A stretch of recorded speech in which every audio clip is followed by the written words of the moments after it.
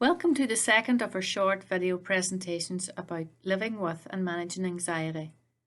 In this presentation, we will explore what the cycle of anxiety is and how it affects the way we think, feel and act, and how we can start to break or change that cycle. We'll also hear from Kate, who shares her own experience of living with and managing anxiety. This picture shows that anxiety is a cycle of thoughts, feelings and behaviours. In our previous video on anxiety, we talked about how our body's automatic fight or flight response is triggered by a perceived threat. In other words, it is triggered by our thoughts. For example, take someone shy who is asked to speak in public. They might have thoughts about not being able to cope, getting the words mixed up, and people laughing at them. This increases their feelings of worry and anxiety.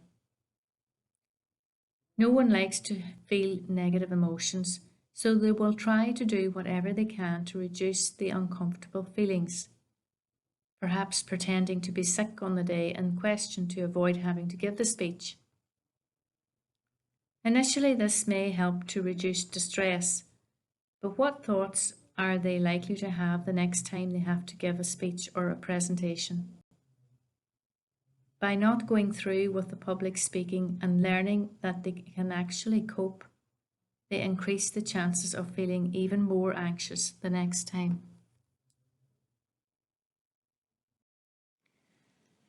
Identifying what kinds of thoughts we have can help establish if they are helping us or not. Since our thoughts are automatic, we can't prevent them coming into our head, but we can do something with the thoughts and challenge their validity. Take, for example, jumping to conclusions. We can ask ourselves, do we really know that the outcome of a particular situation is going to be negative? Likewise, can we correctly predict the future? How helpful is black and white thinking, where things are either good or bad? Without any shades of grey and no middle ground, we judge ourselves and the situation based on the extremes, making it more likely that we will feel negative emotions such as anxiety and fear. When we catastrophize or make mountains out of molehills, things can get very big and very scary very quickly. And we can work ourselves up to feeling completely overwhelmed and unable to cope. Becoming preoccupied, feeling anxious about feeling anxious, and continually worrying is not an easy thing just to stop doing. But there are things we can do to break this particular habit, such as journaling about our worries, talking our fears through with someone else, and thinking about potential solutions to our what-ifs. If a thought is causing you distress, challenge it. Explore how factual or accurate it is. Explore other options. Ask yourself, what would you advise a friend to do in that situation? Ask a friend what they would do.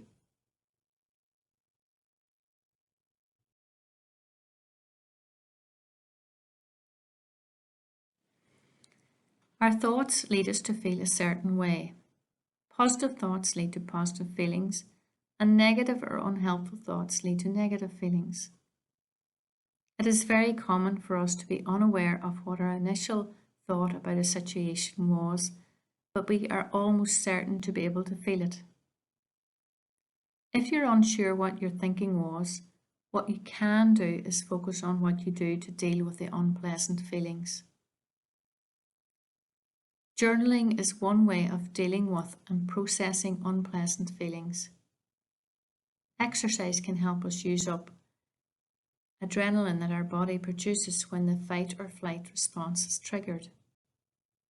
And relaxation techniques and exercises like yoga or Tai Chi can help your body begin the relaxation response, the opposite of flight or fight.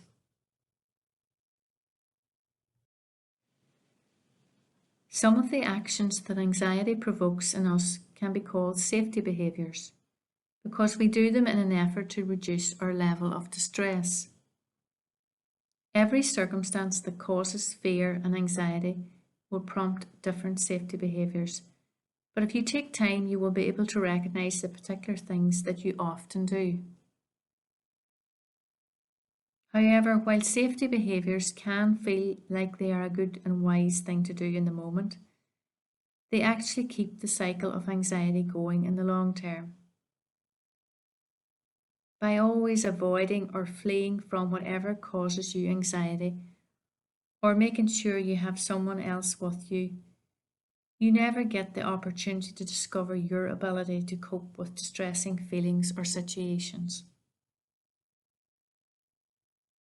Think about whether or not your current safety behaviours are helping you in the long term.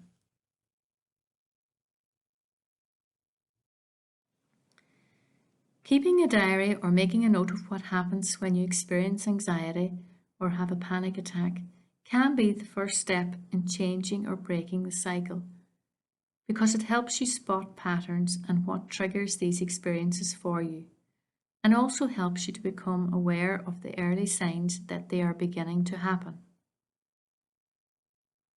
When you know the kind of thoughts that you usually have, you can start to examine whether or not they are valid, testing out how sound your prediction, worst case scenario, or fear of losing control is. When you are feeling ready, the final step is to actually tackle your fears. Break them down into things that are easier to face to begin with, and take a step-by-step approach until you feel comfortable to confront your biggest fear.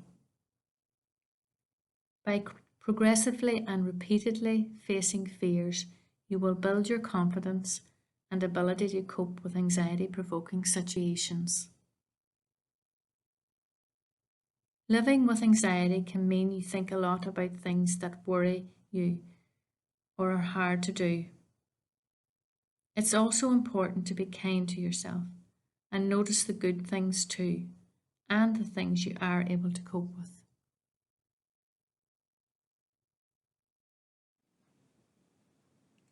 Hi, my name is Kate. I'd like to share my experience on dealing with anxiety. Looking back from when I was a young teenager, I suffered with depression and anxiety.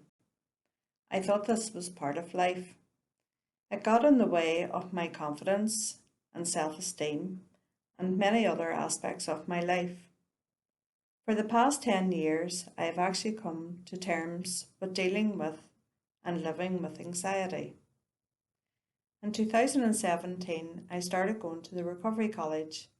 I've participated in a few different courses like Managing Anxiety, Dealing with Depression and Anxiety, and the WRAP course, as the Wellness Recovery Action Plan, has helped me manage and to cope. I've taken on board what works, bearing in mind what works for one person might not necessarily work for me. I explored what actually works for me. I find that concentrating on my breathing, simply by breathing in for 4 seconds, holding it for 4 seconds, and then exhaling for 4 seconds. It's simple, but I find it very effective.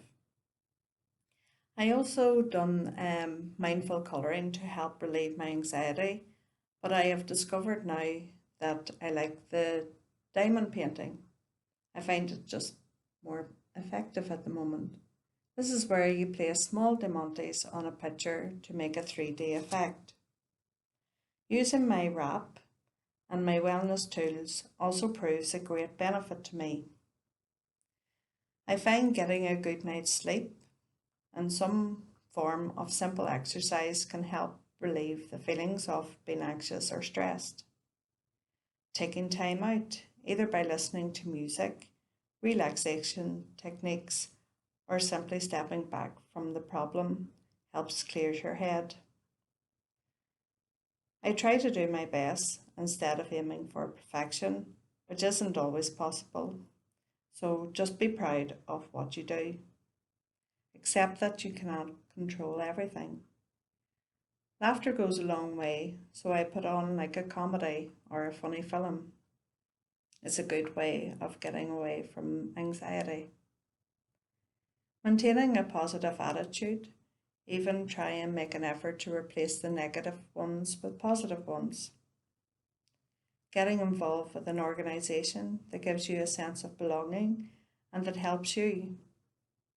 Even by writing a journal will help identify you when you're feeling stressed or anxious, and this will help you look for a pattern.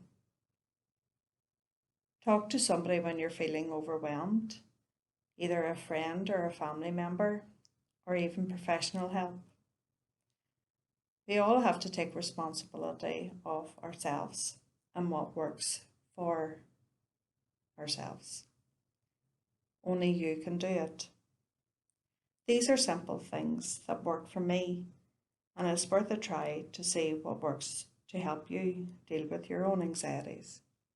I hope this has helped, and thank you. Watch our other short video in the Living with and Managing Anxiety series.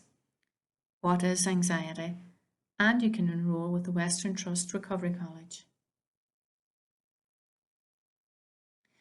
If this video has raised any issues for you and you require support with your mental health and already have a key worker, please get in touch with them. Otherwise, make contact with your GP. Alternatively, you can telephone Lifeline or the Samaritans, who both offer free 24-hour, 7-day-a-week helplines.